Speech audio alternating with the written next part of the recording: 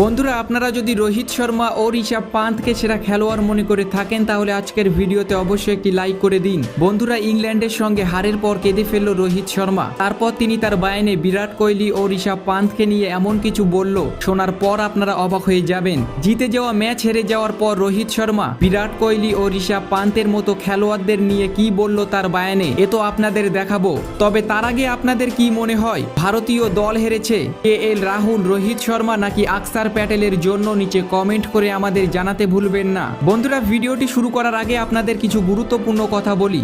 আজ আমি আপনাদের সঙ্গে এমন একটি কোম্পানির কথা বলবো যেখান থেকে আপনারা যদি শার্ট কেনেন তাহলে খুব কম দামে ব্র্যান্ড কোয়ালিটি শার্ট পেয়ে যাবেন। আজ যেতে হবে না দোকানে শার্ট কিনতে, স্ক্রিনে দেওয়া নম্বরে কল করুন, আপনার বাড়িতেই ডেলিভারি হয়ে যাবে।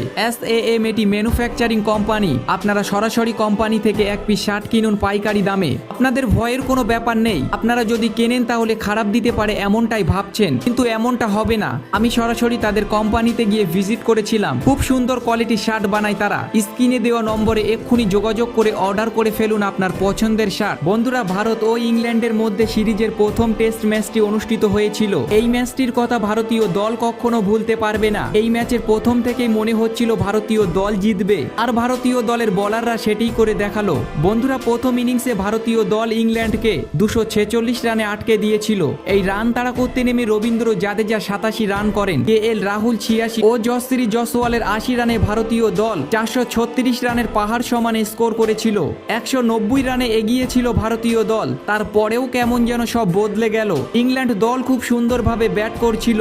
ইংল্যান্ড দলের হয়ে দেখার মতো ইনিংস খেলেছিল অলি পপ। তিনি 196 রান করে গিয়েছিল। তিনি রান করতে পেরেছিল KL রাহুল ও আকসার প্যাটেলের জন্য, কারণ তারা তার ক্যাচটি অনেকবার মিস করেছিল। আর এরই জন্য ইংল্যান্ড করে ফেলল 420 রান। আর ভারতীয় দলকে চেস করতে হবে 231 রান। এই রান তাড়া করতে নেমে শুভমান গিল 0 রানে আউট হয়ে যায়। যশস্বী জয়সওয়াল 15, 22 রানে KL রাহুল ও 17 রানে আকসার প্যাটেল আউট হয়ে যায়। শ্রেয়স আয়ার 13 ও রবীন্দ্র জাদেজা 2 রানে আউট হয়ে যায়। ক্যাপ্টেন রোহিত শর্মা 39, রবিচন্দ্র অশ্বিন ও SK ভারত 28 রান করে আউট হয়ে গিয়েছিল। তাদের এমন বাজে ব্যাটিং এর কারণে ভারতীয় দল 28 রানে ম্যাচটি হেরে যায়। বন্ধুরা, এই ম্যাচ হারার কারণে রোহিত শর্মা পুরো ভেঙে পড়েছে। তিনি তার বয়ানে বিরাট কোহলি ও ঋষভ পান্থকে নিয়ে কি বলেছে চলুন দেখে আসি। তিনি তার বয়ানে বলেছেন, এই হারটাকে কিভাবে বলবো আমি ভেবে পাচ্ছি না। আমি অবাক হচ্ছি যে তা ম্যাচটা নিজের ঘরের মাটিতে কিভাবে হেরে গেলাম। আমার মনে হলো এই ম্যাচটি হারের সব দোষ আমার দলের বাজে ব্যাটিং এর কারণে আমরা ম্যাচটা হেরেছি। তাই যদি না হতো তাহলে আমরা কেন 231 রান চেস করতে পারলাম না? আর যদি দলে থাকতো বিরাট কোহলি ও ঋষভ পান্থ তাহলে 2017 ও 18 সালের মতো আমরা তাদেরকে হারিয়ে দেখিয়ে দিতাম।